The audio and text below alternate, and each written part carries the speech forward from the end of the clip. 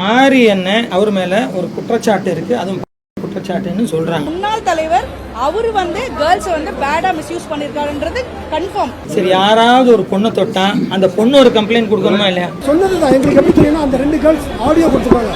உங்களுக்கு தேவைப்பட்டால் அந்த ஆடியோவும் நாங்கள் தரோம். 2 கேர்ள்ஸ் தினேஷ் மாஸ்டரையும் மாரியும் பத்தி பேசியிருக்காங்க. அவர் மேல குற்றச்சாட்டு இருக்குன்னு ஒரு வாய்ஸ் நோட்டை வச்சு சொல்றாங்க. நானா ஒரு 8 வாய்ஸ் நோட் கேட்டிருக்கேன், இந்த மாதிரி கேர்ள்ஸ் மிஸ்யூஸ் பண்ணிருக்காங்க அப்படின்னு. கம்ப்ளைண்டா எனக்கு எடுத்துட்டு வந்து கொடு, இது உண்மைன்னா நானே தூக்கி வெளில அனுப்புறேன். பழைய தலைவர் மேல நான் ஆக்ஷன் எடுக்க மாட்டேன், அந்த மினிஸ்டர் புக்லயே கையெழுத்து போட மாட்டேன்ட்டார். ஏன்னு கேட்டதுக்கு நான் ஒரு வீட்டுல கை நினைச்சிருக்கேன். கை நினைச்சது இல்ல, இவங்க 2 பேரும் சேர்ந்துதான் பாண்டிச்சேரியில அந்த 2 பொண்ணுங்க கூட தங்கினது. ஒரு கம்ப்ளைண்டா ஏன் இல்ல?